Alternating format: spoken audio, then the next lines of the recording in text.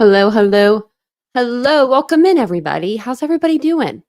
It feels like it's been so long since I've seen you guys. It really does. It really does.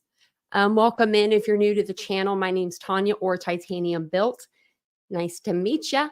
If you guys don't mind, I'll just ask you right in the beginning, and get it over with, just like a band aid.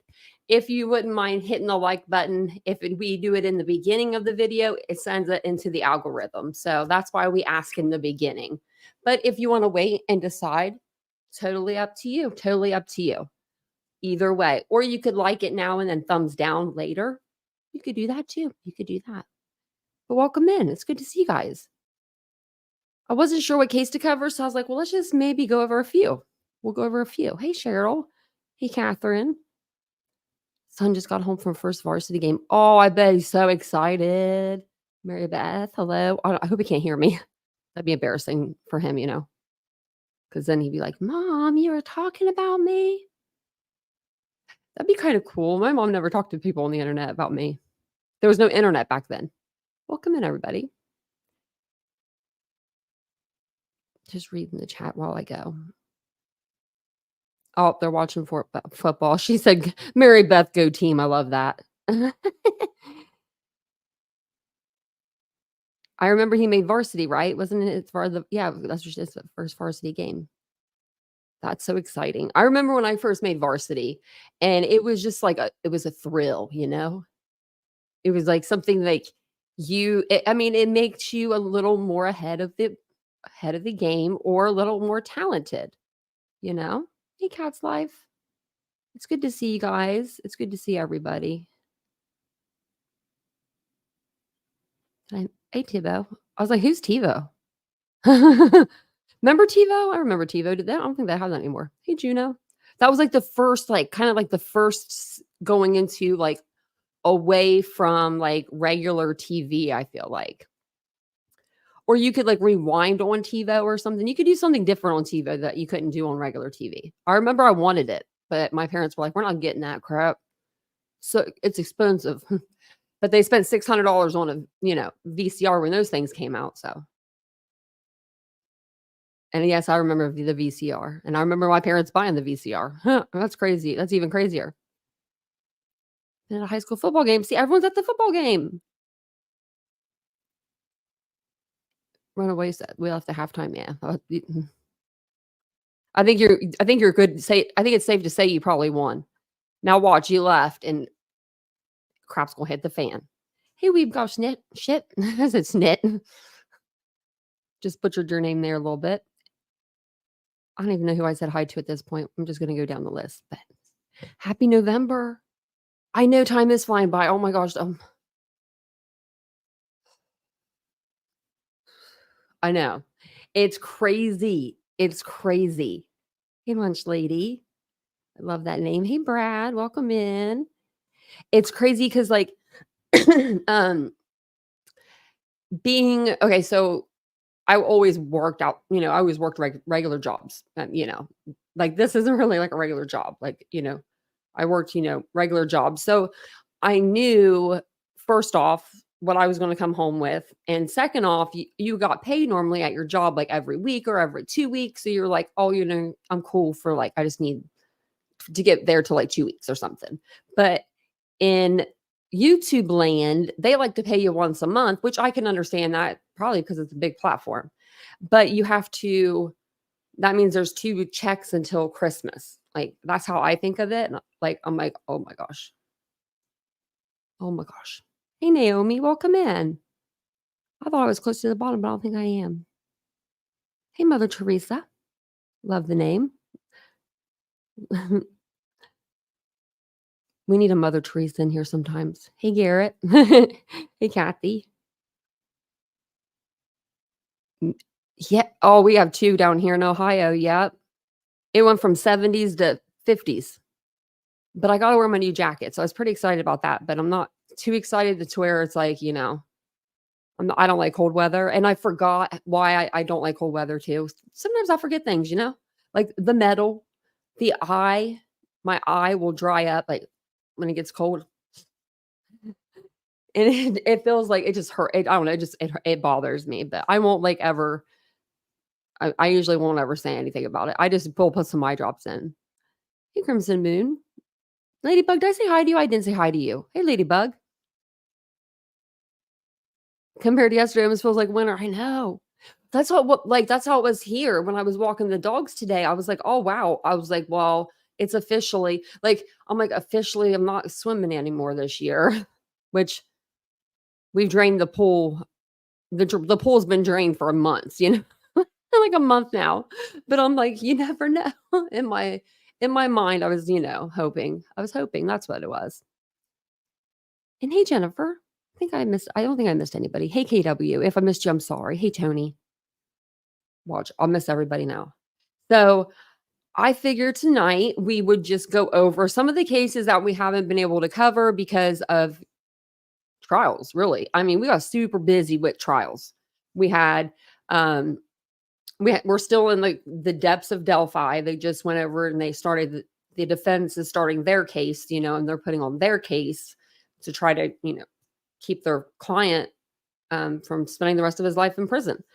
So that is still going on, but we had Sarah Boone and we had Leilani Simon. Can you believe that we had both of those trials and they just seemed like they were so quick? Didn't they seem like they were just quick? I thought they were. We were pretty busy there though for a minute. Pretty busy. But I like it. I like being like, I mean, I'm not because true crime is, you can't really like it, but I liked that we were going towards justice with some of the cases because 5 years for Sarah Boone is too long for anybody, right? And Leilani Simon was going on 2 years. Well, she was on 2 years.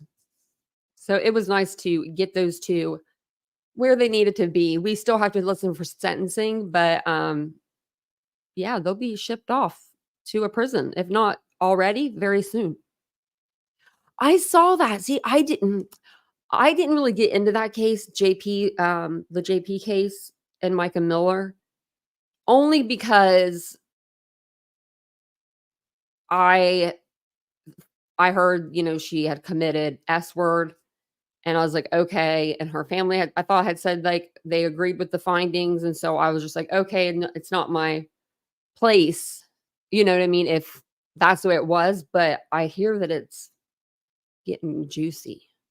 Like I heard it's getting like good. Like you said, they raided his house. He's been doing some funny stuff though. Sassy Kate, our cats, we might have to try it. We might have to do that one. You didn't miss anything, DM, just hellos.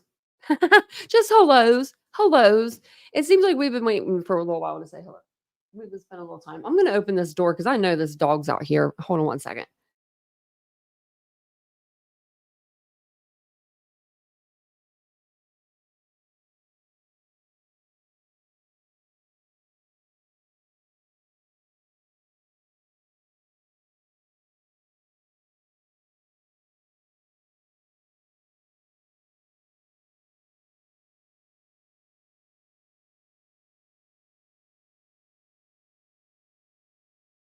Get on the chair, Missy. Okay, get on the chair. Oh man, I had to grab bed and everything. I'm sorry about that. If you hear doggy calls for a minute, it's because she's trying to find a spot to sit. The cat's in the other bed.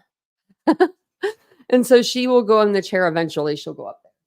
She might cry at her sister for a minute, but we're getting there. Hey, note to self, welcome in. And welcome in everybody I missed when I had to go off camera for a minute. So I did this little,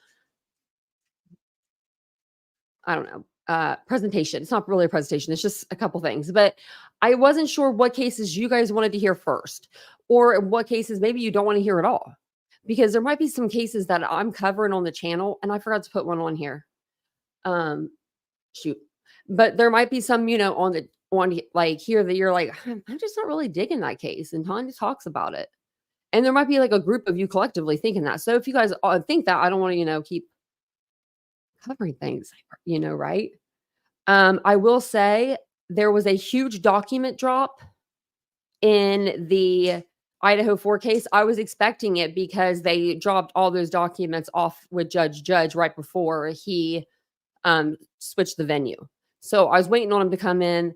they're just trying to, it's crazy. So I have them on there. But I haven't read through all of the documents, but I've read through a little bit of them. So, and I have like different articles and videos of all of these cases here that I have up. So we can go over any of those. You can pick any of those, and then we can go over them, and I can give you guys like the latest updates that I know. So and you can pick a number. I numbered them. If you guys want to put a number in, like whatever case you want to start with, or I could just go and start. It doesn't matter. It's up to y'all. But I was like, oh, this might be a cute idea.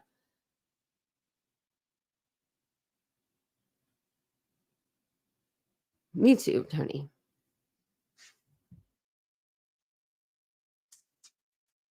Oh, I haven't seen that one. Yeah, the Soto case is just so like it's bad. And I know that people should cover the bad case. Hey, you too. Hey, don't you growl at her. Do you hear this? Hold on, I gotta go into mom mode. Hey, up on the chair. You, come on. Mia, come on. You're the bigger one. Come on, go on the chair. Or I'm gonna kick you out. You're making your sister temperamental. Here? 4 is your vote. We can start with 4. I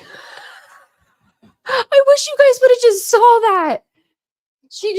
I have like this like round pillow on this chair back here, and Mia just walked up with her long nose and just like kicked it right off. Like she's mad. She doesn't want to be sitting up there, but she is. She's up there. Okay. Okay, we'll start with 4. It will be. Good to see you. Let's go over here. So I have no seat for you, Mia. Lay on the carpet right there, baby girl. She wants the cat to move. The cat ain't moving. I mean, yeah, he ain't gonna move for a while. That's just, yeah, he's not. I'm like, yeah, he's just not. So I haven't had a chance to read over these, but there are a ton of different objections that they're putting in, like motions. So the biggest one that I've seen is the motion to strike the death penalty. And I was reading it, and I'm going to go over to this article and read from this article because I forget exactly how I read it, and I read it here, so I want to make sure I read it right because it put me into a tailspin. It really, really did. So we'll read over this because this will like give us a little bit of an explanation of what that document meant. So the first document they came out with was about the motion to strike. It says, amended motion to strike states notice of intent to seek death. So that one was only a few pages long. Well, then all of a sudden they're like, no, just kidding. We're going to, amend this. We want to amend this. We want to add more things. So now it's 143 pages. I don't think that y'all want me to read out 143 pages. I will. I would. I'll definitely would do it on a live if you want me to. But I feel like whenever we read documents, sometimes we lose people. So I figured if I read them on my own and then I give you guys this, explanation of what they are, then you'll know. Then you'll be good. She's going to cry to her. Hold on. Mia, if you're going to cry, you have to go out. I don't know what to tell you, honey. You hear her crying? She's the biggest baby. She's like an 80-pound dog.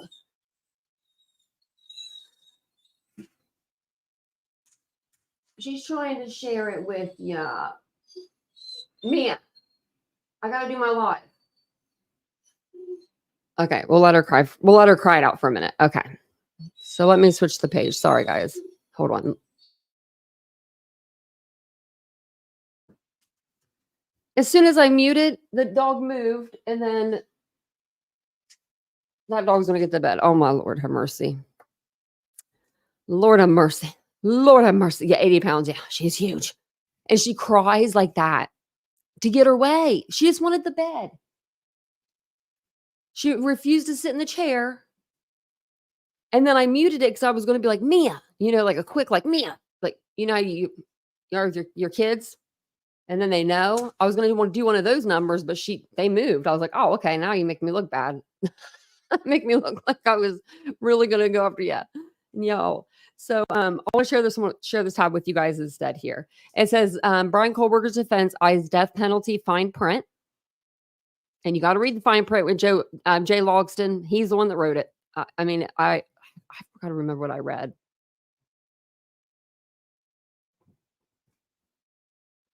About it. Oh yeah, about it being unconstitutional and stuff like that. Even though we have had the death penalty in this country forever.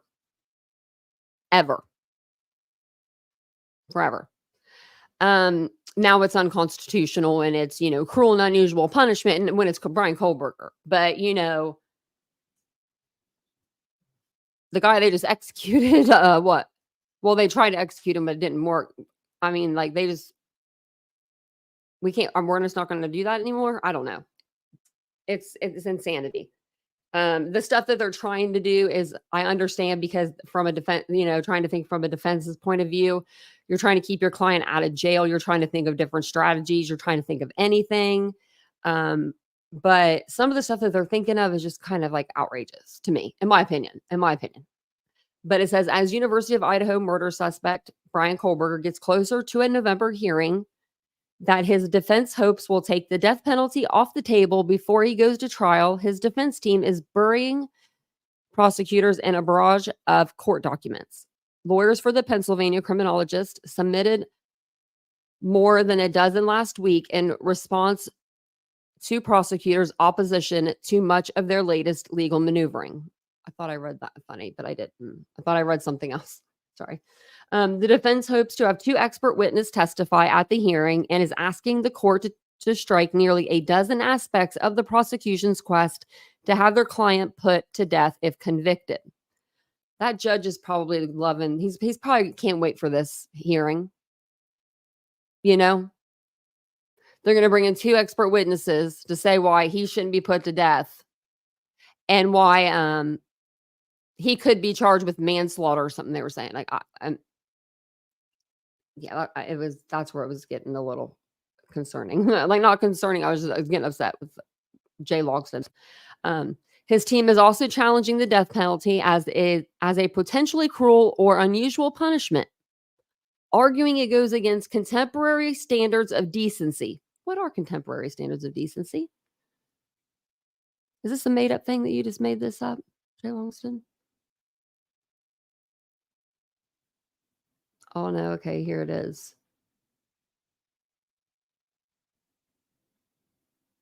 I'm not reading all this, but let's see what this one says. Just probably saying that it's cruel and unusual. I can't even read that. It's too small. Sorry. Okay. Just let me see. I want to see a little bit about that. I'm like, now I'm curious. Darn it. Where was I just at? Let's see if we can go back here and go to this one. Like, the page when the writing was so small, I was like, I can't even read that. This is Columbia Undergraduate Law Review. Let me see. It's a lot.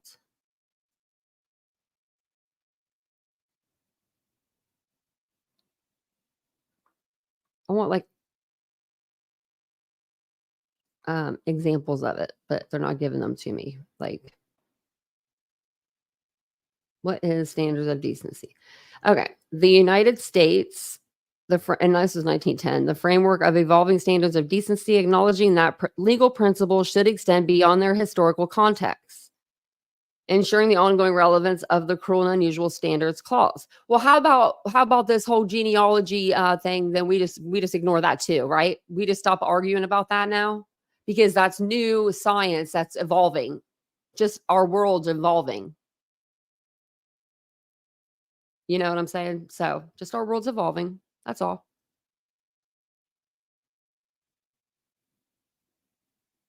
Hey, Jamie's Cowboys. I meant to say hi when you came in. I think I saw you come in a minute ago. What he did wasn't decent, right, Linda? Yeah. And I'm not even a huge DP person, but there's a time and a place. and 4 people unalive when they're in their bed or about to be in their bed. That it's up there. It's up there for me. It says just 2 dozen states, so 24, allow the death penalty. Currently, defense lawyer Jay Logston argued. Okay, well, he happened to commit a crime in one. Sorry. In reality, less than half the states still have the death penalty pursuant to legislative or executive actions.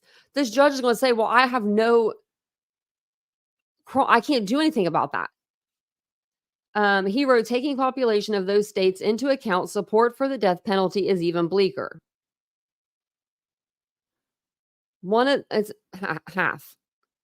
One of them, however, is Idaho, which last year revived the firing squad for cases where lethal injection is impossible. Well, that sucks. In another filing arguing against prosecutors' assertion of his client's propensity to kill or future dangerousness, Logston accused them and the Idaho Supreme Court of mixing up the definitions of manslaughter and murder. He accused the Idaho Supreme Court of mixing up the definitions of manslaughter and the big M. I was like, what happened? What did he say? Well, good thing I got it right here. Homicide. This is manslaughter. Manslaughter is an unlawful killing of a human being, including but not limited to a human embryo or fetus without malice. It is of 3 kinds. Voluntary upon a sudden quarrel or heat of passion. This is not a heat of passion. You drove all the way over there from another state. You know what I mean? You parked the car. You went around the circle a few times, and then you parked the car. Yeah. Number 3, vernacular. Yeah, that doesn't apply to here. So yeah, manslaughter isn't quite up your alley for a charge. Now we've got first-degree murder. It is the intentional and unlawful killing, this is in Idaho, of a human being that is premeditated or committed in certain circumstances. Premeditation includes torture, lying in wait, poisoning, or vengeance. Other circumstances that constitute first-degree murder include killing of a police officer, court official, or a child under 12, or committing the murder to further another serious felony. And burglary was the other felony that you were committing. So, I mean, I don't know. I don't know what to tell him. I don't know what to tell him there. Jay Logston. Pretty sure they didn't get those confused. He pointed to the ongoing case of death row inmate Thomas Creech, who himself is scheduled for execution on May 13th after a botched attempt earlier this year after he beat a fellow inmate to death while serving a sentence for 2 other M's. Now, that to me is terrifying. If you're going to unalive me, make sure you do it right the first time.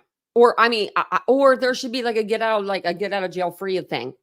Not like get out of jail like free, but get out of they're not putting you to death again. You just go back to your cell, you live your life 23 hours a day in there forever. Because that is cruel and unusual. I would consider that cruel and unusual punishment. Where you're multiple times bringing somebody in and doing that, then yeah. But once, no. Maybe he would get lucky if that was a law. What the Idaho Supreme Court of 1983 did not grasp is that it was describing first-degree murder as opposed to voluntary manslaughter, he wrote.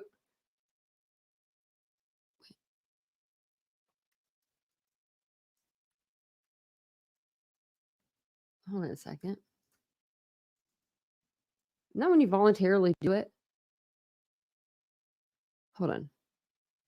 Voluntary manslaughter is the intentional killing of another person in the heat of passion or in response to Procavation?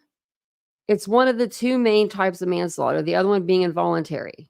But they said voluntary.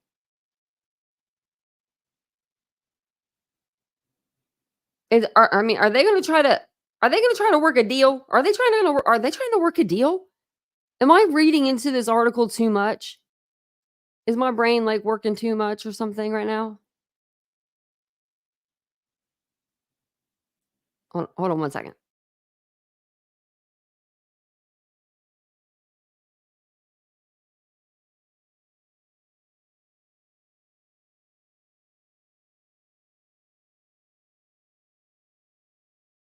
Okay. Maybe that's what it is. Maybe maybe I'm reading into it too much, but we'll see.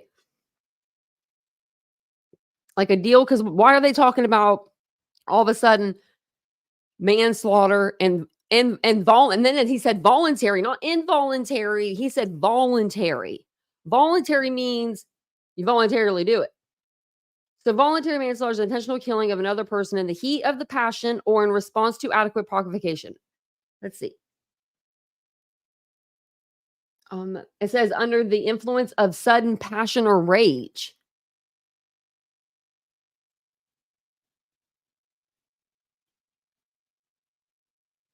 So is he gonna say that he did this out of the heat of the passion? I mean, that's the dumbest defense he could come up with, but I mean, I guess it's better than looking under the stars, looking at the stars. I think that something is. The state repeats this mistake rather than grappling with it, understandably, because to do otherwise would be to admit the Idaho scheme falls utterly to define those who should be death eligible. Well, unaliving 4 people and breaking into their home to do it, that is constitutes in my brain, and I think everybody else's is probably, I mean, even people that don't agree with the DP. If they had to have a choice of like, when would you think that would be appropriate? I think that they would be like, this is the time. The state, under Idaho law, prosecutors had 60 days after Kohlberger's arraignment on May 22nd, 2023, to announce they would seek the death penalty upon conviction if they intended to do so. About a month later, they did so, alleging in court filings that the former criminology PhD student has exhibited a propensity to commit murder, which will probably constitute a continuing threat to society. Yeah, if you're convicted of unaliving 4 people, I think that you would probably be a continued threat to society if you were let out. Kohlberger this is what we all kind of know, but Kohlberger is accused of killing Madison Mogen, 21, Kaylee Gonzalez, 21, Xana Kernodle, 20, and Ethan Chapin, 20. In a 4 a.m. attack on November 13th, 2022. All 4 were staying in a 6-bedroom home just steps from the University of Idaho campus. 2 housemates survived the attack, including one who told prosecutors she heard someone crying and saw a masked man leave. I cannot wait to hear from them. I think it's going to blow all of our freaking minds. I think a lot of people are going to be like, damn, I shouldn't have thought that way about them. I really do think it's like something's like, I wouldn't be surprised if it was like opening statements. He brings one of them in. I don't even, you know what I mean? Like, I feel like Mr. Thompson's not going to mess around once he gets to time, like to court, you know. Hey, Callie. He's serious. I don't know if I said hey.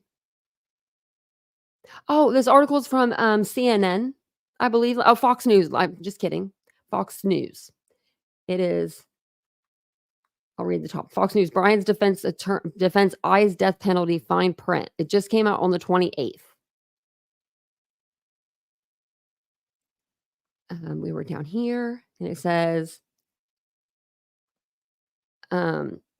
detectives found a K-bar knife sheath under Mogen's body, which prosecutors alleged in court filings had Kohlberger's DNA on the snap.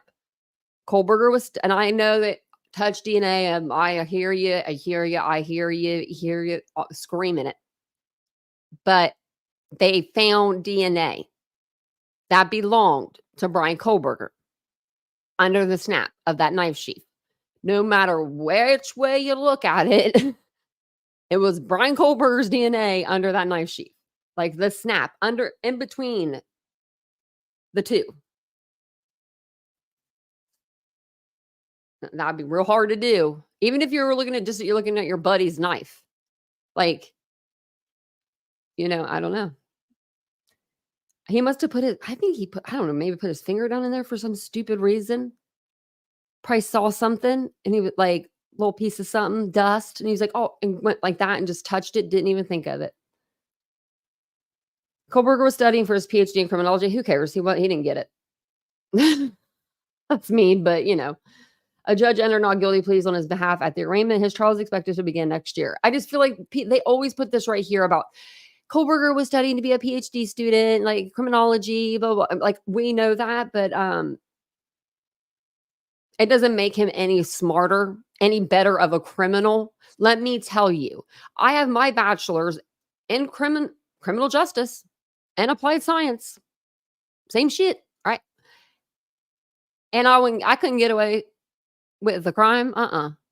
They'd have me quicker than crap. I could not commit a crime and get away with it. I just couldn't. I'm not that good. I mean, I would just my Google searches would say something, I mean, the things that I call people stupid for, I would do the same thing. I'd be like Googling. Hey, Captain.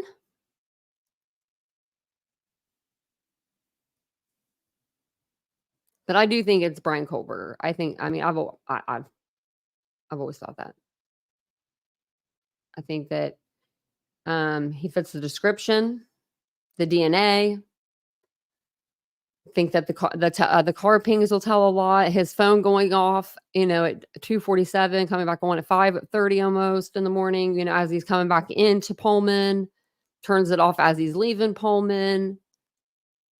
I don't know. It's just all a little crazy. And is he smiling here in this picture? Because I feel like he's like smirking. Or is it just me? It might just be me. Is he smirking? Is he smirking? Like, hey, Wolfie, I am. I'm trying. Are you? Are you behaving? Hey, Kathy. Let me see what's your picture, Wolfie? Oh. Oh, that's a pretty awesome looking car. Looks like a smirk to me too. Yeah. Little smirky smirk. Probably thinking about them Brian's girls. Well, it got shut down again. I'm sure she got another one. No, she doesn't have another one. I think she's done. The girl that was doing it, I think she's over Bri. So, she's over him. But there are a lot of different documents, so we'll have to go through them sometime. But I just want to give you guys like little kind of like rough updates, I guess you would say, over the cases. And then let me just exit out of all that. Okay. So we did number 4. We don't even have to even do a case. We can just sit here and talk. I don't care. It's all up to y'all. It's your night. So we did Brian Kohlberger. I need like wonder how I could do. Wait, that doesn't work. That's not what I was wanting.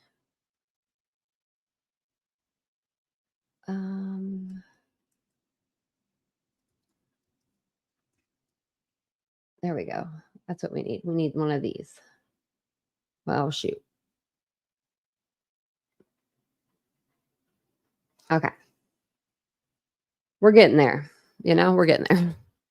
So now we can just like have one X'd out. What's going on with the Indiana case? We could do that one. We could go over and see what's going on with old Richard Allen. I've been watching this stuff all day today, but my brain has not like withheld any of it, I feel like. So let's go check it out. Check out what I had. Hold up. Oh, pause. I'm trying to pause. So today Richard Allen's defense described his treatment in jail. And we all know what his treatment in jail was like. Now, if that was self-induced, I don't know if, but they didn't treat him very good, nonetheless. But we'll watch. Let me share this tab with you. Okay. If you guys don't mind, just taking a second, hitting the like button, hit subscribe to the channel. I think like 32% of the people that watch aren't subscribed to the channel. And I'm like, well, why? If you're watching, you should be subscribed so you could be alerted to the videos. So he's just going to talk about Richard Allen's defense team. Also, there is a reporter that is going to come on, and he's inside the courtroom. So we'll get their take on it. They've been in there all since the trial started. It's the first full day of Richard Allen's defense attorneys calling witnesses. Our Bob Siegel's been in court all day and joins us live from Delphi. So, Bob, part of today's focus was Richard Allen's treatment in jail, right? Yeah, today, Scott, really the defense needed to play damage control. That's because yesterday, you'll remember, the jury got to hear a bunch of jailhouse phone calls, and in those calls, Richard Allen confessed multiple times to killing Abby and Libby. So to counter that damaging evidence today, the defense had what sounded like a good idea. They told jurors that they were going to see video of Richard Allen inside prison right around the time of the confessions. Video showing him chained and shackled as he moves through the prison and his bizarre behavior during the time frame of the incriminating statements. But the jury never got to see that. Now, personally, I think I would look like that too. Whether I was guilty, innocent, you lock me in a jail or a prison by myself, secluded for over a year. I think anybody would look like that, right? I think everybody would look a little rough. So we can't. I'm trying not to like keep focus on that picture of him because he does look very, very bad there. But we got to remember, guilty or not guilty. I don't know. I'm just going to try not to look at the picture and, cast my vote because it makes it look like, he was being starved and he wasn't eating because they were like, doing something to him. And I don't believe that they were doing anything to him. Now we're going to hear from the defense's side. So I'm excited to hear from the defense. I want to know what they've got, I want to know what they've got. And thank you, Note to Self, for becoming a new member. Appreciate that. I really want to know what the defense has because the prosecution, they weren't. There was nothing that like kicked it out of the ballpark for me. Like hit it out of the ballpark for me with the prosecution's case. That video, prosecutor Nick McLeland objected because the defense cannot confirm the actual dates when the videos were taken. The judge and attorneys discussed this for over an hour, twice, sending the jury out of the courtroom while things were being worked out. Ultimately, the judge said she will allow the videos to be shown, but only if the defense is able to verify the dates. So that evidence might be coming on another day. The jury did get to hear from a behavioral health specialist for the Indiana Department of Corrections. Dr. Deanna Dwanger testified that Richard Allen was diagnosed with serious mental illness and also determined to be gravely disabled around the time of his confessions. What kind of mental illness that would make you gravely disabled? Dr. Dwanger also said she was concerned about Allen's complete lack of privacy and the threats he got from other inmates. And she said the amount of time he spent in solitary confinement was toxic and could have caused his mental health to deteriorate. So, no compelling videos for the jury to see today, but the defense did get to plant some seeds in jurors' minds that might make the jury question the legitimacy of Allen's confessions. Emily, today, a whole bunch of other witnesses testified, including one who was asked, was Richard Allen the only person responsible for Abby and Libby's deaths? Right, and that was former Carroll County Sheriff Tobe Lesenby. He was the sheriff here in Carroll County at the time of the murders, and he testified that today, at this point, he thinks that Richard Allen is the only person involved in these murders. But Bob, that was not always the case. He was questioned by the defense in August of 2023 about this, if he thought that there was more than one person involved. And at that time, during that deposition, he said that he believed multiple people were involved, likely at least two. Now, keep in mind, during this deposition, Richard Allen had already been arrested 10 months earlier. And here's the former Carroll County sheriff saying he still thought that multiple people, at least two, were involved.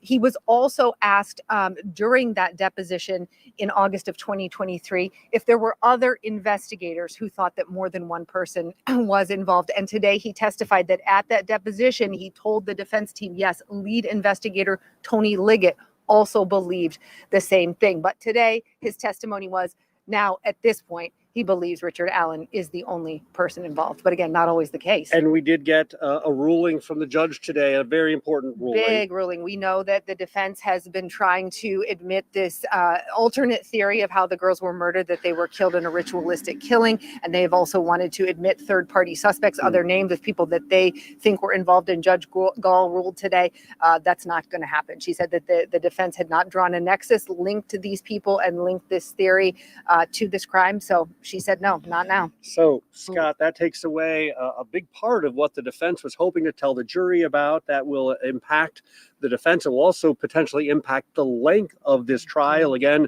we are now into just day 2 of the defense, their witnesses, and their evidence. Still a long way to go, though, as we continue to bring you daily coverage here from Delphi. Scott, we'll send it back to you. All right, Bob Siegel. Like, I wonder what the defense is going to bring. I'm really curious. I'm very, very, very curious. I was going to show you guys this. A lot of people have been talking about Wish. I think it's wishtv.com has been covering this a lot. I think they're the ones that have like so every day they have literally like the like testimony. They have like a transcript. I was trying to think of the word. A transcript of the testimonies. So we can look through this. It looks like it wasn't a very very exciting day for court. Extreme Blonde, hey, how are you? Yeah, the media is not there. Yeah, you have to and then you have to go to YouTube, and then you're hoping that you can trust the person, that's there. Because a lot of people, that are following people on YouTube that are in the courtroom, or they're following news agencies that are there, and they're hoping that they are telling the truth and everything. That's how I feel about this. That's why I'm waiting till the end now. I used to have an opinion. I still have an opinion, but sometimes it doesn't make sense. Do you know what I mean? So I'm just trying to wait until towards the end, because I've been following this case for 7 years, and I'm so upset that they don't have cameras in there. It's upsetting, but we'll listen to this guy, and then we'll go through a little bit. Let me share the page with you. That might help. And then we'll go through a little bit of what they did in today's hearings. He might actually tell us on this video. I haven't watched this yet, so.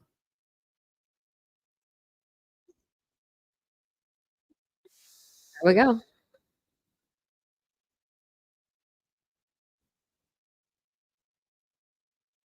Hey, Aries. And really quick, before I exit out of anything, because I already exited out of some stuff earlier. But I can always look it back up though. But if you guys want a link or anything to any of the stuff that we watch, or any of the articles, I usually have them linked in the description. But tonight's cases, we were just going all over the place, so I wasn't sure, but they'll be in there later. But just let me know, and I'll drop them in the chat for you guys.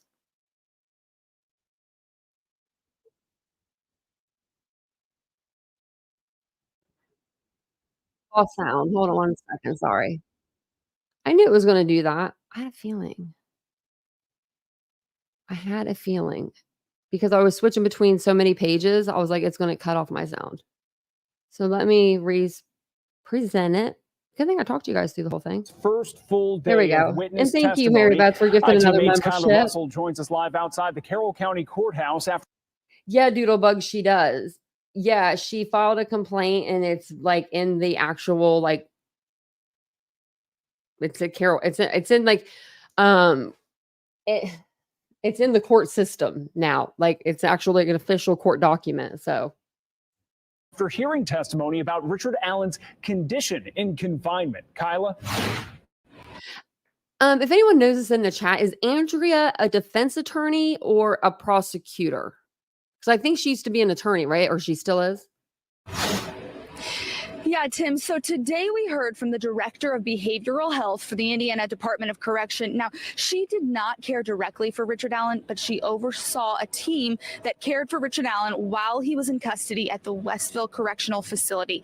Now, she expressed major concern about how he was cared for, specifically about him being in solitary confinement for over 13 months. She said she didn't know exactly how that ended up happening, but that it was of major concern and that it certainly would contribute to what she called the decomposing of an inmate's mental health. Now, also, she said it's important to note that the Department of Correction has a policy that they do not normally allow inmates to be held in solitary confinement, inmates with severe mental illnesses, to be held in solitary confinement for over 30 days. So we talked a lot about that. And then also, one of the biggest things is she said she actually agrees with Richard Allen's lead psychologist, who we spoke to we heard from a few days ago, who said, even if he was faking some concerning signs of psychosis, that it came to a point where it didn't even really matter because he was truly deteriorating. Another point for that director today, she said, one of my biggest concerns was that he was being taped at all times inside of the facility, inside of his cell, and also all moments outside of that. So we heard a lot from her, and certainly more to kind of unpack there. And Kyla, in just the last half hour, the judge ruled against the defense's request to allow it to bring up Odinism and ritualistic killings. This seems like a major development. Certainly is a major development. Yeah, so Special Judge Frangol, honestly, just moments ago, she ruled on those two motions. The defense had asked if they could use Odinism, ritualistic killings, Norse pagan religion. As they present their case for Richard Allen's innocence, she said no. She became very clear about the fact that she doesn't see any case law that supports doing that. She said there's no nexus between third-party suspect and crime, and that there must be. Of course, this comes, after the defense filed those two motions.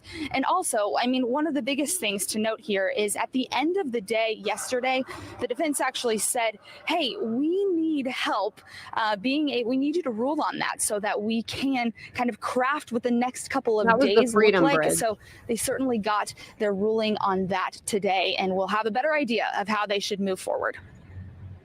All right. Thanks for staying on top of all these developments coming in. All right. I'm like, okay, let's see. I made him stop. So let's see if we can scroll down. Let me scroll for a minute. We know all this stuff. I think they pretty much told us everything that we're gonna know. Now they'll be back in court tomorrow because they're doing half a day on Saturdays, which is crazy to me. I've never heard of a court doing a half a day or a Saturday. Never heard that before. And if anyone knows if they're not doing court for some reason, let me know. But they should be. Hey, Pancakes. And who else? Lori came in. Hey, Lori. Hey, everybody. Welcome in, everyone. Hey, Pooh Bear. I don't know if I said hi to you.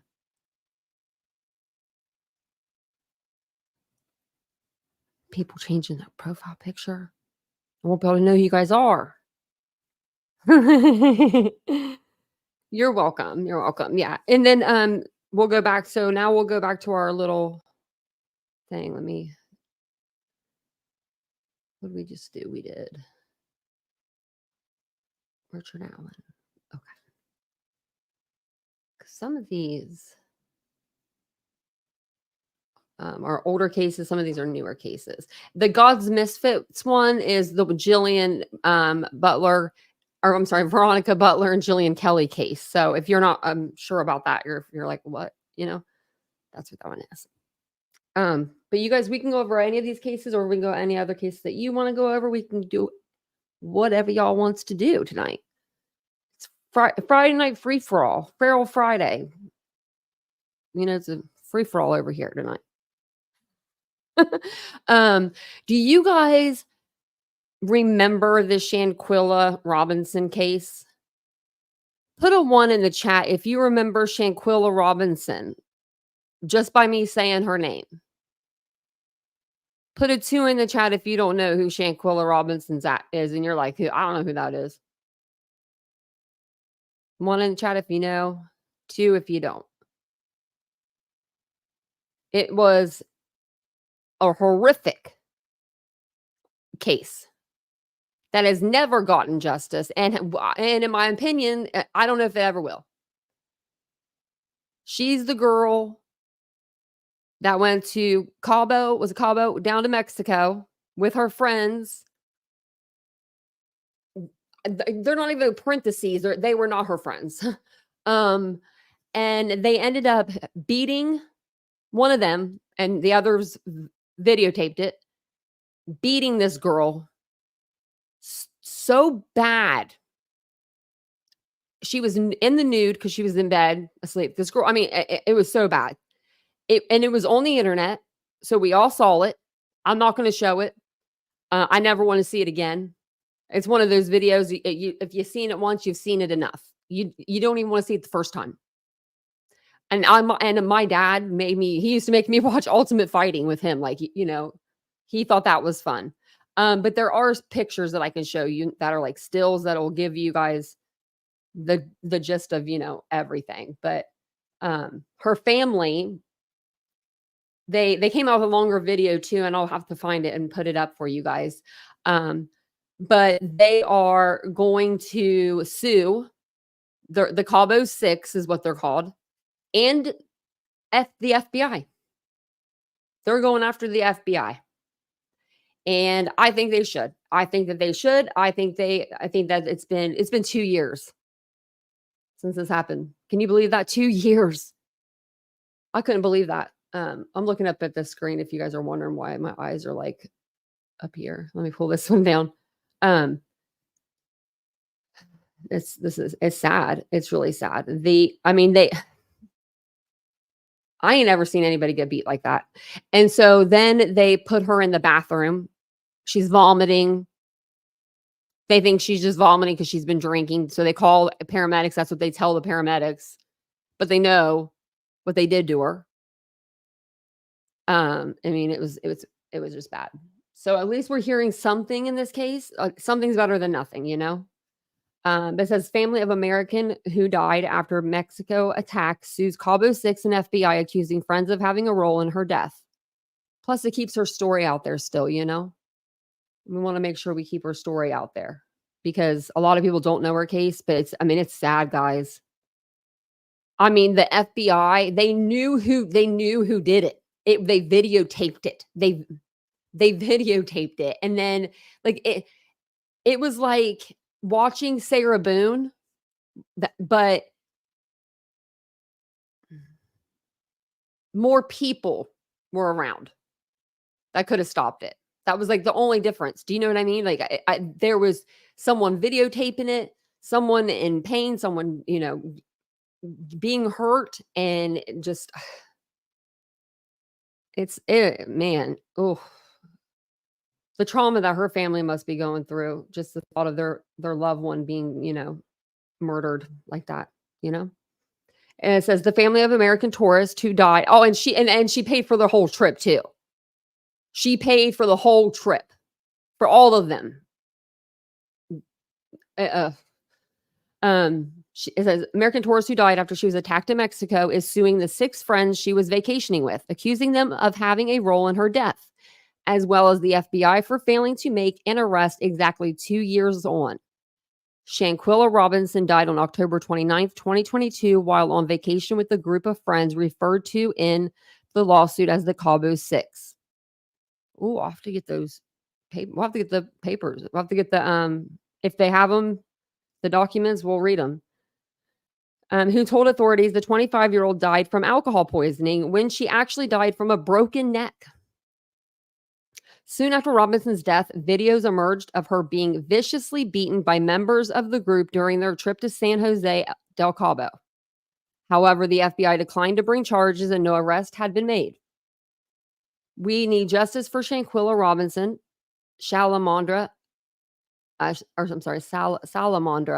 Robinson, Shanquilla's mother said, according to WCNC. It's been 2 years and there's no reason that no one has been arrested yet.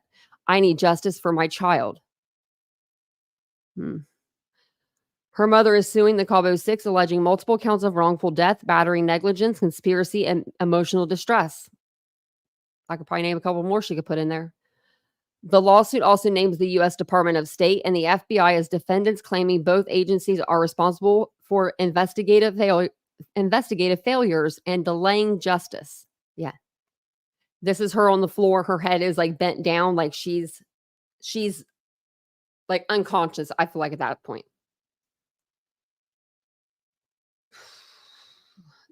The family is also calling for the arrest and extradition of Dejanay Jackson, who is wanted in Mexico for femicide. The mother's attorney, Sue Ann Robinson, said, oh, so she is wanted, but they won't extradite her? What the what? I didn't even know that part. That was the main girl. So, okay, she's wanted in Mexico for femicide. That means killing a female. Okay, but they haven't picked her up because they can't pick her up because she's in the United States. They need to extradite her. Someone's dropping the ball there. Which one of them? Is it Mexico or is it us? In the lawsuit, her family claims the 6 people on the trip never told a doctor about the attack and also refused requests to take Shanquilla to the hospital. The lawsuit is not just about seeking justice for Shanquilla Robinson. It's about holding accountable those who were entrusted with the duty to investigate, act, and protect the interests of U.S. citizens abroad, Sue Ann Robinson wrote. Absolutely. The heartbreaking details of Shanquilla's death and subsequent mishandling by federal authorities only add to the family's grief, and they deserve both full transparency and justice. The suit claims the slain woman's mother had experienced anxiety, depression, and other mental distress after her daughter's death. The lawsuit seeking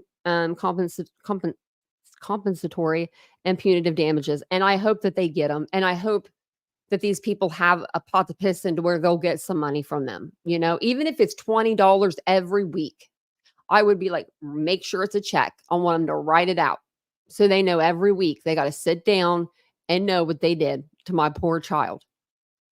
Like, I mean, yeah, that was a hard case. And I'm glad that her parents or families, you know, trying to get some justice. Oh, her father's interview. Oh, Callie, me too. I think it was literally only like a couple minutes long and my heart shattered. Like, he was just a broken man. I hope they're a little stronger today, you know. It's sad. It's so sad. Now I kind of feel bad putting like red X's over their names. It makes me feel like I'm like Xing them out forever, but they're not. They're not. We could go over. We could just probably look at this. We could probably just cover this box. We could probably just do Elijah Vu. And then what time are we at? 1 hour. 1 hour. Oh, that's not bad. Hey, Mary Beth be gifting the memberships tonight. Better be thanking Mary Beth for the memberships.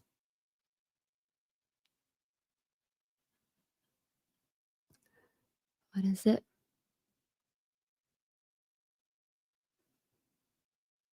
They were, yeah, her good friends, yeah. Yeah, these were best friends, yeah. Isn't it? Motive? No motive. They were something about the night before there was a mishap, like like a back and forth. Like they had like a chef come for dinner, like a chef prepared dinner for them in their like house that they were like staying in. I mean, hello. And then it was just like the middle of the night. I think that happened like towards the middle of the night. Was when they beat her. I just remember I got on. What was it? Instagram. And that's where I saw the video for the first time. And I was like, oh, I was like, I don't want to see that ever again. I was like, just so sad. So what's next on the Elijah Vu case? Go ahead and look at his stuff. What's next? What's next for little Elijah Vu,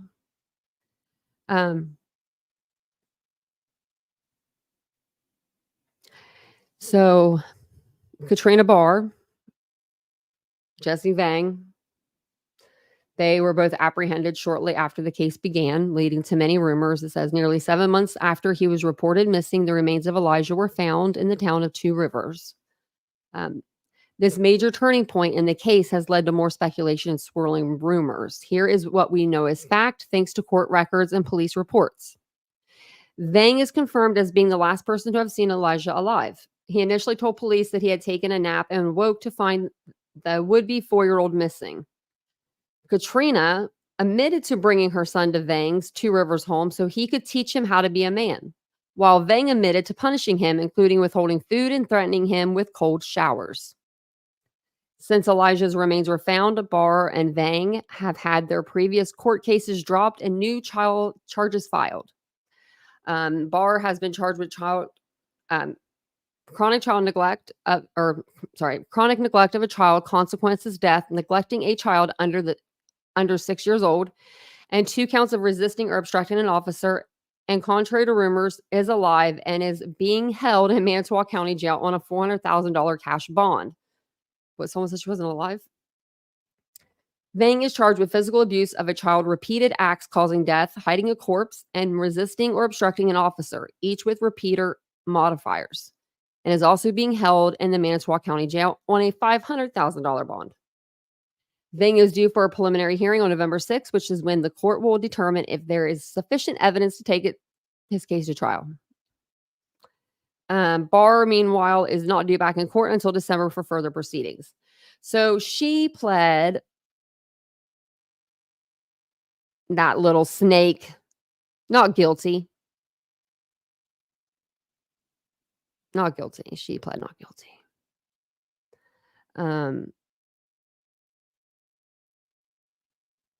Yeah, I don't even know what, we'll watch this video of her pleading not guilty. I had one of Vang's, but it's hard to hear him, and he just sits there like nothing really happens with his hearings. But she does too, but I don't know. There's usually a little bit more in there. So we'll play her. This was her hearing. This came out on October the 30th. So just the other day. Now I don't know why there's a new judge. I don't know if it's because the charges are different, but I really like the other judge. I forget his name, but I really liked him. He was very blunt and to the point, and I love that. Hopefully this is loud enough for us to hear. All there.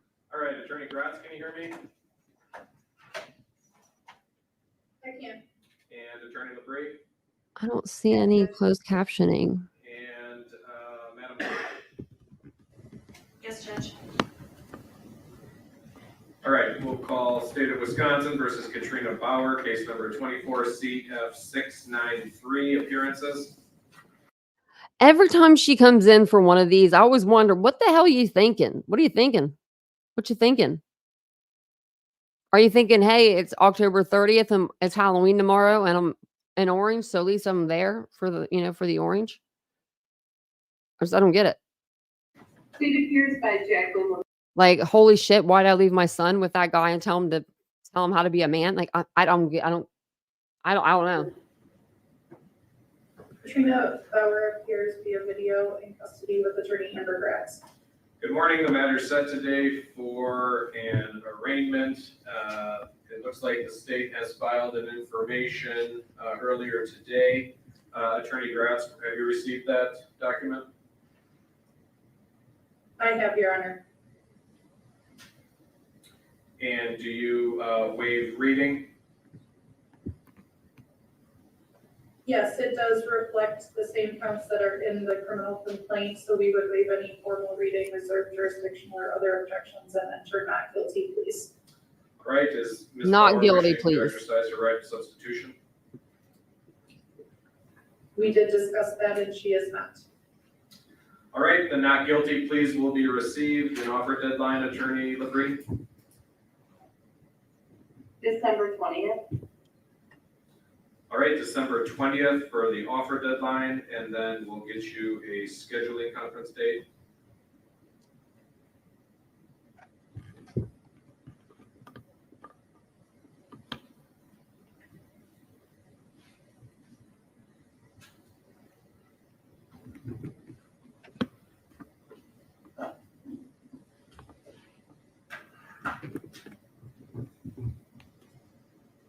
I wrote it on the whiteboard. I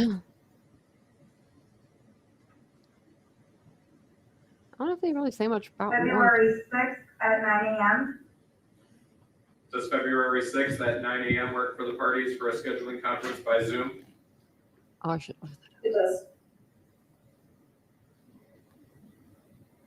Judge, is it possible to have the following week?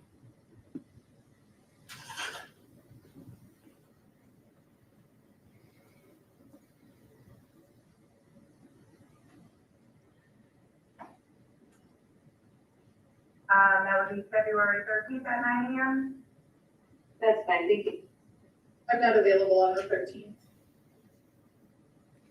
February 12th at 10:30 a.m. That's fine. That works.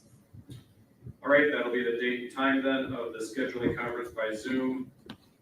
Ms. Bauer, the December 20th offer deadline is not an actual court date. That's just the date by which the state is to provide your attorney with an offer to resolve your case. Is there anything else needed, Attorney Labrie? I don't believe so, Judge, from the state. All right, Attorney Gratz. Yes, Your Honor, we had, at the initial bond hearing discussed, looking at the no contact provision so that Katrina would be able to have contact with her daughter.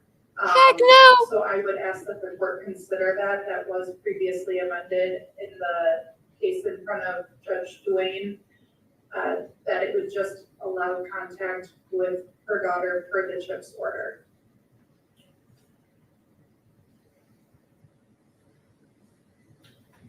Attorney Labrie, is the state in a position to discuss that bail request?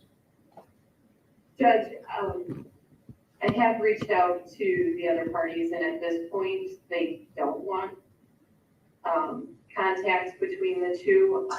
If the court is going to modify the bail, I would just ask that it be modified to contact only if approved. Okay, I won't make you guys all listen to that. I think it was just them going to be scheduling a bunch of stuff, and it was almost over. Had like an extra 1 minute left, so we'll go over here because we have one more thing to talk about with Elijah's case before we move on. But it says new attorneys appointed, preliminary hearing postponed, which they just postponed hers as well. So her next hearing is December 20th. Jesse Vang's preliminary hearing on charges related to the death of 3-year-old Elijah Vu has been postponed to allow his newly appointed attorneys more time to prepare for the proceedings. Vang, 39, has been charged with causing the death of Elijah Vu, hiding the corpse, and obstructing an officer. If convicted, he would face life in prison. He appeared through video to an initial appearance October 21st at the Manitowoc County Courthouse, where a preliminary hearing in his case was scheduled for October 24th. I believe he knew he was going to be going to prison for the rest of his life. That's why he got the neck tat and all of it, because he had just gotten this neck tat within the last year and stuff. I don't know. And it's yang related, you know, yin and yang. It's yang related. So I think he kind of thought he knew. I think he knew it was going to happen, whether it was this little boy or someone else. I don't know. Since then, attorneys Jeffrey Jensen and Joel Mogren from the Wisconsin Public Defender's Office were appointed to represent Vang. They filed a motion October 22nd to postpone the preliminary hearing, during which the state will have to provide evidence and testimony that Vang committed a crime. I wonder why they're giving him different attorneys. The hearing for October 24th was changed to be a status conference, during which it is likely a new date for the preliminary hearing will be set. Vang was arrested in February after he reported Elijah missing. He was charged with felony child neglect, but that was dismissed and incorporated into his current case. Katrina B. Bard, Elijah's mother, was also arrested in February and charged with child neglect and obstructing an officer. Her charges were also dismissed when she was recently charged with chronic neglect of a child, consequences, death, neglecting a child, and 2 counts of obstructing an officer. They, dismissed her first charges because they elevated them. Elijah was reported missing by Vang February 20th. After nearly 7 months of law enforcement and community searches, the boy's skeletal remains were found September 7th on private property just more than 3 miles from Vang's Two Rivers apartment, near a house Barr used to live in with Elijah. The Fond du Lac County Medical Examiner's Office determined Elijah's cause of death was homicide by unspecified means, the complaint said. Man. People are... And then here's their charges. I have these like pinned at the top of my browser in case anything happens. But these are for Jesse Vang and then for Katrina Barr. So this one's Jesse Vang. And then this one is Katrina Barr's. They'll be in jail for a long time. I mean, if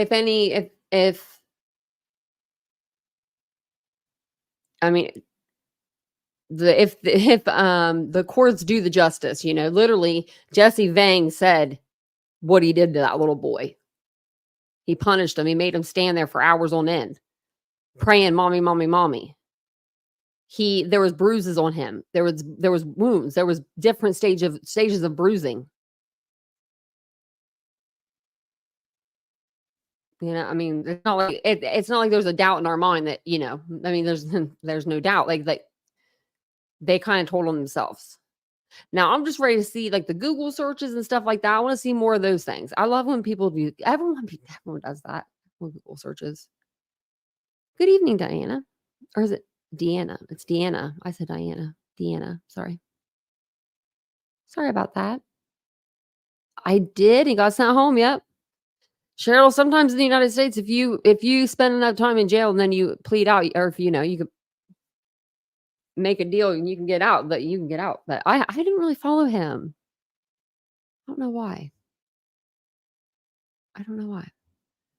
So now we can do Elijah Vu.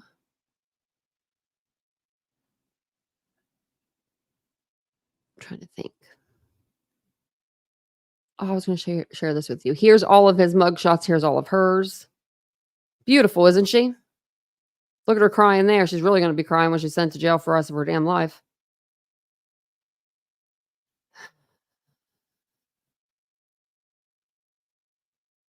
Look at how cute. I just don't get it. I just really don't. I guess there's some things in this world I'm not supposed to get. Actually, we'll finish it out with this and then we'll go over the other case updates later. This one isn't very interesting to me, and I think it might be interesting to you guys too. It's a case we talked about, but we haven't talked about it in for a really long time. Let me see. Where'd it go? Okay. Do you guys remember, where was this at? Indiana. It was in Indiana. So I don't remember when this happened. I can't remember exactly. Hold on. When it happened. But it's been months ago. I don't even know if I could go back. I can find it in my lives. It would take me a while. We're live every night. But we were just going over random cases. This had to have been 6 months or more. And this woman was either a foster parent or something, or I think she was a foster parent, but I'm not sure, so don't quote me. But she sat on her foster kid because he was acting rowdy, and she was a very large woman and ended up suffocating him. Do you guys remember that case? It was forever ago, and we only played it one time. It was like a little snippet. So if you guys don't remember, I totally understand. But they came out with a video about it today. She's 340 pounds, by the way. This little boy was like so scrawny and little. He was just a little thing. But it says an obese Indiana woman has confessed to causing a 10-year-old boy's death by sitting on him. Authorities say Jennifer Lee Wilson sat on Dakota Stevens as a form of twisted punishment, not realizing he was slowly suffocating under her 340-pound body. Like, let's review this. Let's see. I don't think this isn't the first video because this just came out. So this came out actually today, I believe. Yeah, 3 hours ago. Let's see. Months after being 3 hours ago. Like, you guys got to listen to this. Crazy. This is crazy. Like, you can't sit on people. Accused of a horrific crime. A foster mother in Indiana faces several years in prison after pleading guilty to sitting on her foster child to the fatal point where he could no longer breathe. 49-year-old Jennifer Lee Wilson admitted to her role in killing her 10-year-old foster son, Dakota Stevens, in April. On April 25th, the Porter County Sheriff's Office responded to a call about an unresponsive 10-year-old lying outside in a driveway. The young boy was identified as Dakota. Look how little he is. Dakota Stevens.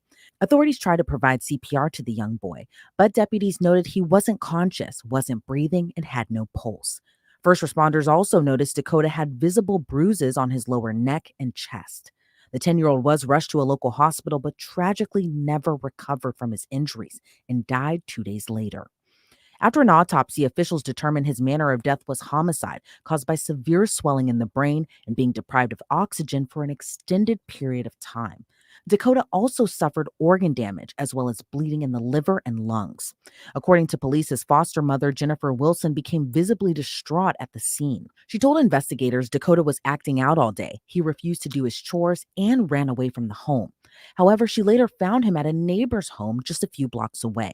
But the neighbor told Wilson Dakota had asked her to call the police. Wilson reportedly told the woman to mind her own business, and she drove him back home. I remember he said something like he was going to be in trouble and he was like scared or something like that. And he ran to he was telling the neighbor this. But when they got back to Wilson's house, Dakota initially refused to get out of the car, but then he got out of the car and reportedly screamed that he was leaving. According to court documents, Wilson tried to prevent the boy from leaving. She told authorities she didn't know if she tackled Dakota or if they fell to the ground, but her intention was to hold him. While Dakota was on the ground, Wilson told police she lied on the boy's stomach to keep him under control while she called his caseworker. That act would have devastating consequences. While Wilson sat on his 90-pound body, Dakota screamed and then stopped moving. Investigators recovered ring camera video that showed Wilson lying on Dakota's midsection near his head and neck. And the video reportedly showed the horrifying moments young Dakota took his final breaths. The footage reportedly showed the 10-year-old fighting to get free before he became motionless. After realizing Dakota lost consciousness, Wilson could be heard screaming his name before saying, "I was laying on him and he was acting bad." Wilson was arrested across state lines in Michigan after a warrant was issued for her arrest. She was charged with reckless homicide, which she ultimately pleaded guilty to, and now faces prison time for his death. According to reports, Dakota wasn't in Wilson's care for very long, only a month prior to his death, and he bounced around several times to different foster homes as he reportedly spent the last 5 years of his life moving around. According to the Indy Star, Dakota's parents lost custody of him and his younger sister in 2018 after the Department of Children's Services concluded his parents were unable to care for the children. According to the outlet, other family members tried for several years to gain custody of him and remove him from the foster care system, but ultimately were unable to do so. Now, as Jennifer Wilson faces sentencing, the reckless homicide charge in Indiana reportedly carries a sentence of up to 6 years in prison. This case is really horrific and tragic. That's it. 6 years. That's it. So let's bring on criminal defense attorney and former prosecutor Matt Mangino. Matt, thank you so much for joining. That's a crime in itself. Me today. This case is really heartbreaking, and I think mainly because it was just so preventable and unnecessary. What's been your reaction to this whole case and this whole story? Yeah, I mean, it is certainly a very sad story. Here you have a young boy who is in foster care, and he's there probably for purposes of his own protection. He may have been taken out of a home that was inappropriate or abusive. He may have had other issues, and here he's been entrusted to a foster parent who ultimately causes his death. Yeah. And I can't help but think about Dakota Stevens' final moments because, as you just mentioned, he wasn't in Jennifer Wilson's care very long. And even before that, he was bounced around to several different homes. But for a Mm-mm. foster mother to discipline him in such a terrible manner by sitting on him to the point he couldn't even breathe, what does that say to you about how potentially she treated the other children that were in her care? Well, yeah, I mean that's sad to even think about. I mean, if she has been a foster parent for a period of time, she has been entrusted with children in the past. Uh, you know, Social service agencies, normally vet these people very carefully. Make sure that I'm gonna say that's a lie. they have all of their clearances. But sometimes I'm gonna say a lot of times they go through the cracks. it's a matter of really taking a look at how they function under pressure, how they function in a parenting role when they're faced with some adversity, whether it's in the process of disciplining a child or trying to correct a child. And oftentimes those types of hands-on interaction with social service agencies don't happen. So you might have all the credentials you need to be a foster parent, but are you really effective at it? Yeah, and at any point, Wilson could have just stopped what she was doing, but she didn't. And it felt in a way she was kind of blaming 10-year-old Dakota about this or on this, excuse me. She reportedly made statements like, I was laying on him and he was acting bad. But at the end of the day, he was just defenseless against her. What are your thoughts? Well, you have to take into consideration the reality of the situation. Jennifer Wilson, as I understand, weighed up to 340 pounds. And, this young child weighed 90 pounds. So, you have a child who's acting up or wanting to leave, as was Mhm. described, and she's trying to keep him there, and she does that by sitting on his stomach, sitting on his chest. I mean, you don't have to be a physician or a healthcare provider to realize 330 pounds versus 90 pounds, is quite a disadvantage, and it could have serious consequences, which we saw here, the death of a child. And are you surprised she pleaded guilty to reckless homicide? And do you think the charge should have been more? Well, that's I guess the big question here. I mean, this is in Indiana a fifth degree felony. Reckless homicide, is utilized a lot of times in driving under the influence cases. So this is a situation where an adult who's been entrusted with this child, um, sits on the child's chest, causing the child's death. And I think you said it earlier, which I think is really important. At any point while this child was resisting, and what we now know, grasping for his life, she could have gotten up, and she chose Yeah, I not to mean, how do long does that. that take? So It takes like 7 minutes or something approximately to suffocate somebody. Like, if you think about the time that passes while this child is struggling to get their breath, struggling. I mean, he was screaming and saying he wanted to leave. He was gonna leave, right? And that's what set her off. When he can't breathe, that means he can't speak. So wouldn't you think at that time, after a couple seconds of not hearing anything, like go, oh my, like something register in your head? I mean, I can imagine sitting on someone to begin with, but I'm just saying something register in your head and you'd be like, oh shit, like I gotta get off of him. It's not. I To save their own life, and this He is so cute. enormous woman uh, just sits there on his chest and ultimately causes his death. There's certainly situations where recklessness, comes into play, and it's the appropriate resolution of a case. And we don't know all the facts here. I don't want to, Well, we do. Shout on second them. guess the prosecution in this case.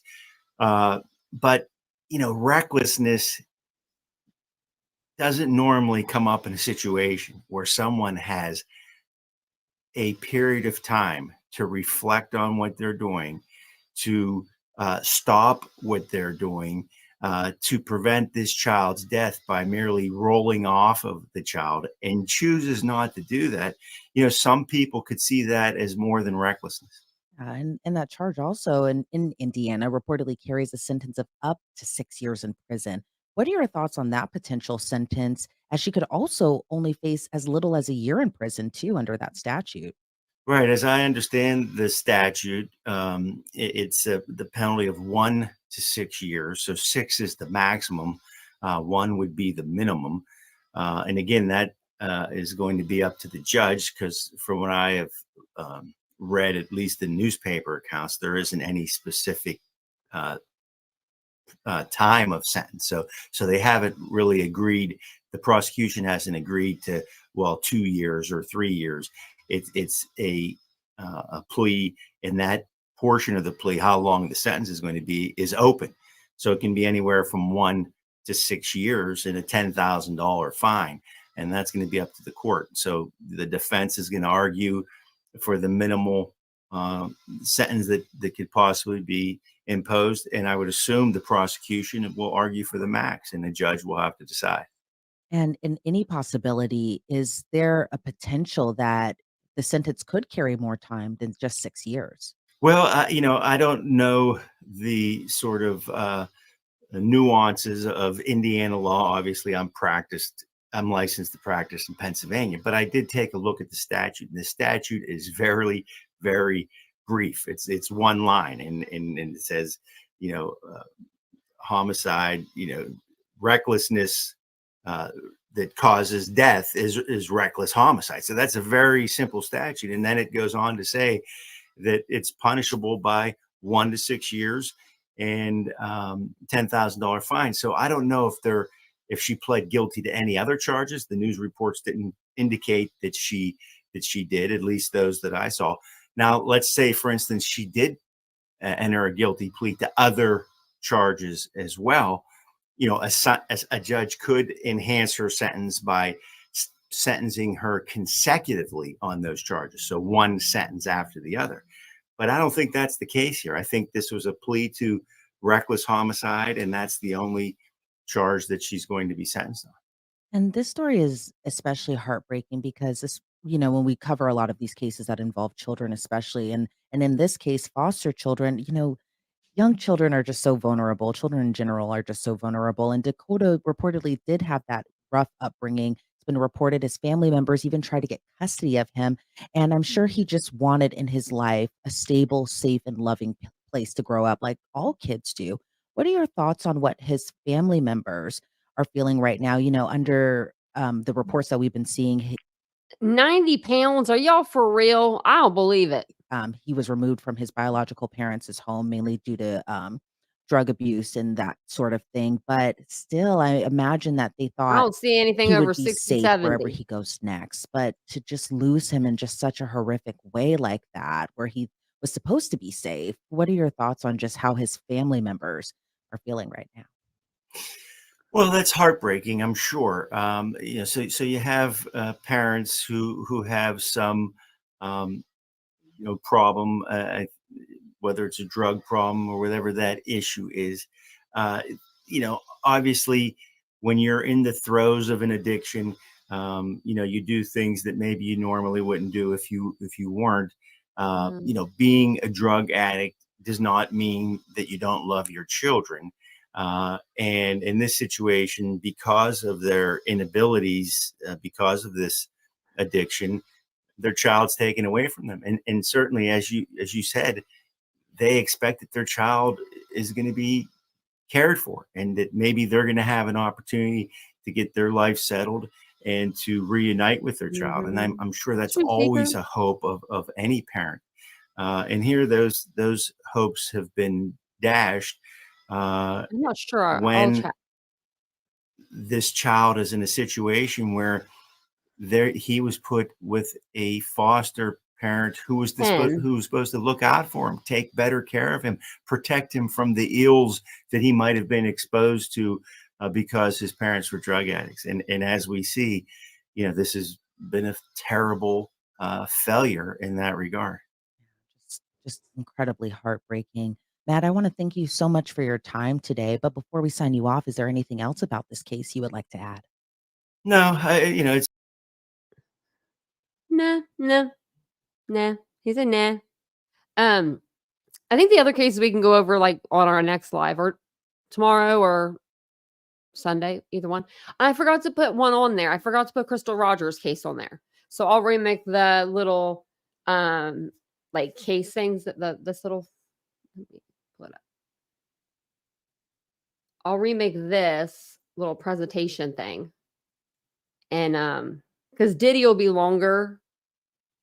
And when we start talking about Sebastian, I feel like that is longer.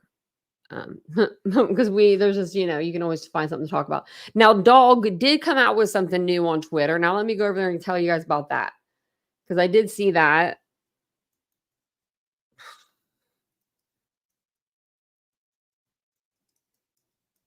And I was like, what? Where is he at? Oh, okay. I'm about to say, did he block me? Okay. So his little dinner meet and greet. We need to get me there.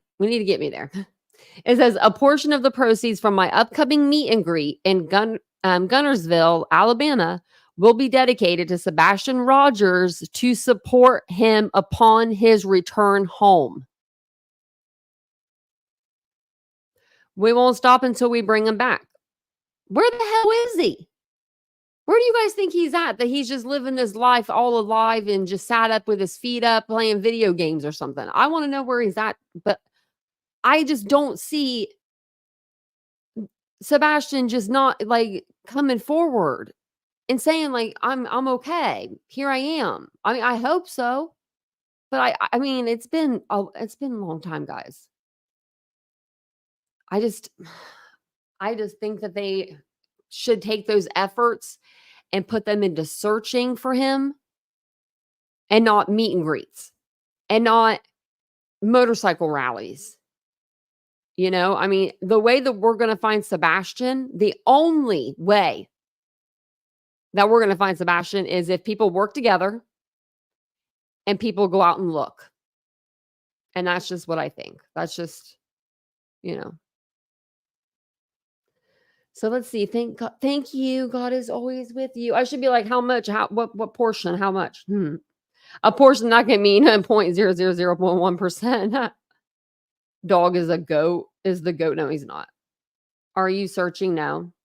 I mean, Seth claims there are 50 people working his son's case. So are we any closer to finding him? Is Seth's team better than Ellie, TBI, etc.? I'm concerned about Sebastian. Cheryl, I am too. Please find me. Please find him. This case is driving me crazy. Yes, please go find him. Why would you make people pay you to meet you? Sounds kind of gross. Yeah, exactly. War Eagle again, of course. Thank you. With the praying arms, hands. She wants to be part of the group so bad, it's ungodly. Like, she wants to be part of this group that they've got so bad. Just let her in. Maybe I should comment that.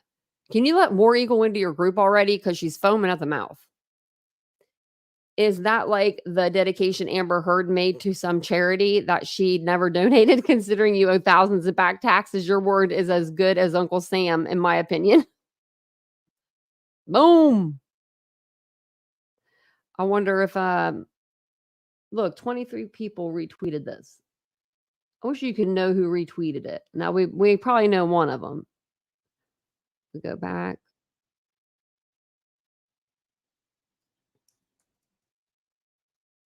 Maybe he did. Nope, he didn't even retweet it. So who the heck's retweeting your stuff? That's from October 30th. He probably has 30 accounts that he does that for. I knew a person that used to do that. I knew a person that they would comment. Okay, they would make. They were so. There was just something wrong with them, and it wasn't mental. It was like he wanted to be like somebody he wasn't. I don't know. But this guy would like make a post on Facebook and then he would comment under his own post, like all these things like, you're sexy. Oh my God, you look so good. You're a hot. Like, and they would be all these troll accounts that were him.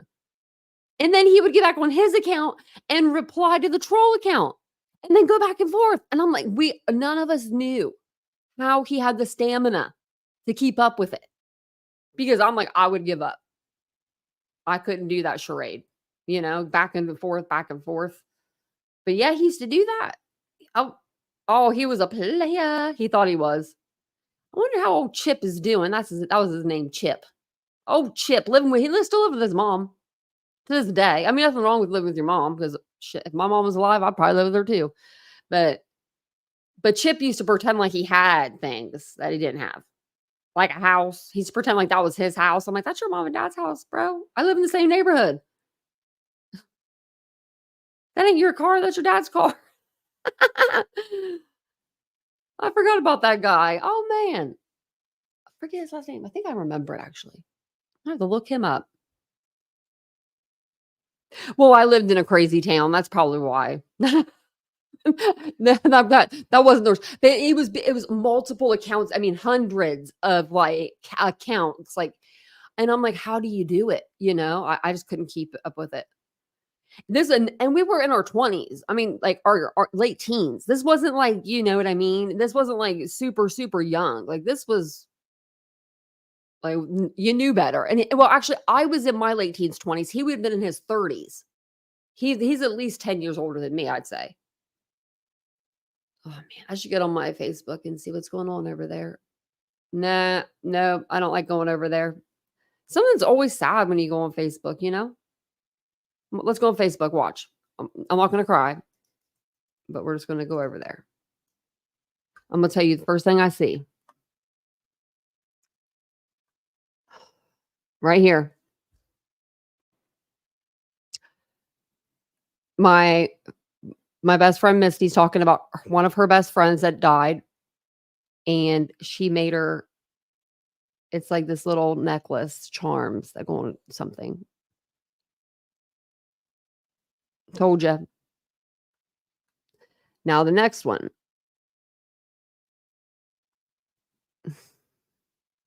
Even sadder. It's my cousin that just passed away a few months ago. That was my best friend. Someone tagged her in a post of them when they were in like little kid grades together. So I tell you, that's why I don't go on there. It's something. I only went through 2 posts. That's why I don't get on there.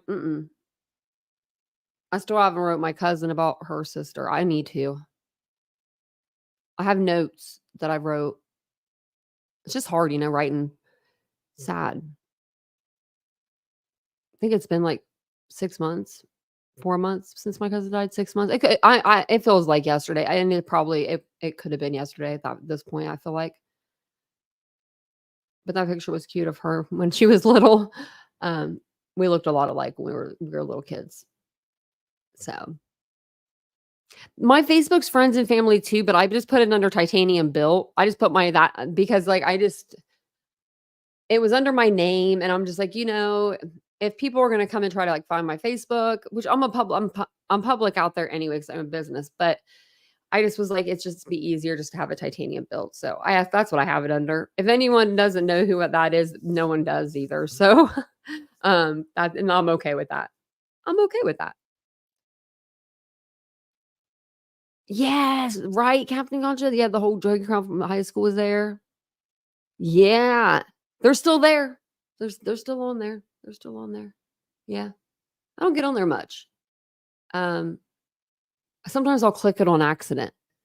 And then I'm like, then I see something and it's always something so sad.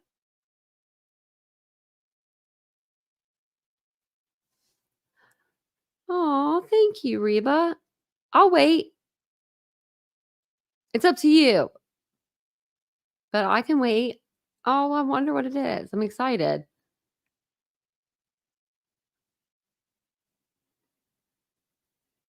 I use Facebook just as spread awareness at this point. Yeah. I usually will, like, sometimes I'll post something on there like that, but I never do that either. Like, it's been 2 years since I thanked people for my happy birthdays. Like, this last year, I haven't been on since, and then the year before, that was when I haven't told anybody thanks because I never got on. But let me know. Maybe I can find a box I can send you. I don't know if I have a big enough box. I don't know what it is. Yes, sure. I'm about to jump off here, but send me an email. I'll look at it. I bet you guys look cool. We didn't dress up. Me and Vincent have never dressed up. I should make him dress up with me, like, after Halloween because, like, all the stuff's half off. Yeah. Thanks, guys. I appreciate that. My cousin was my best friend. She really was. She was my best friend. And I think about her all the time. Because when you get old, as you get older, like, you don't have as many girlfriends. And so, she was somebody I always felt like I would have, like, there. It's if I ever needed a vacation or if I ever needed a getaway or ever needed just a phone call to talk to somebody, and she just wasn't. One day she was just gone. And apparently it was rugs that took her. And I didn't even know that there was a problem with that. She would never have told me, but I would have helped.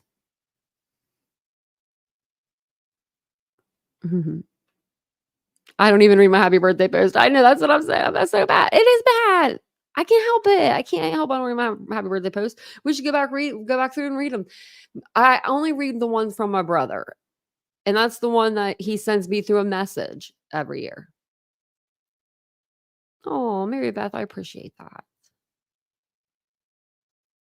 We have a gang full of people, we have a gang full of friends over here.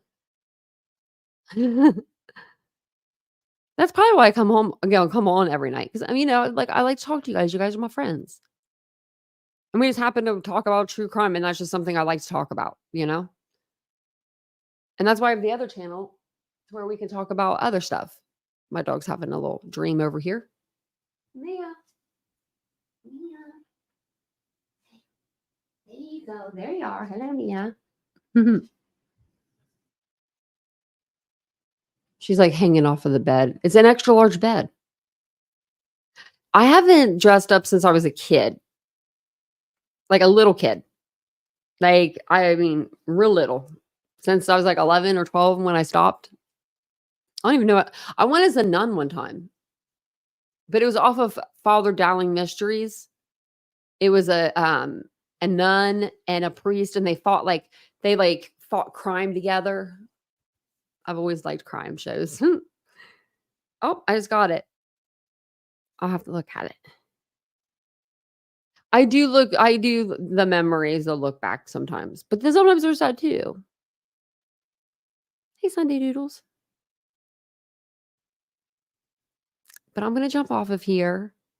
I'll be back on tomorrow, maybe during the day. I don't know because it's Saturday, but I do want to do days. I want to do some lives during the day on Saturday just to see how they work. Maybe we'll do it on the other channel. It'll be kind of fun. And I'm going to try to find another little background, something cute, like the little skeleton guy we had last night. I thought that was kind of it was kind of cute. So I didn't think about it until right before the live. So I couldn't get anything put together, but I think I could put something there. That way, if you're watching and I'm not entertaining enough, you'll have something in the corner to look at. But thanks for being here. I do appreciate you guys. I'll be back on tomorrow night, or if not tomorrow during the day. So make sure you're subscribed over to the other channel, Unfiltered with Tanya.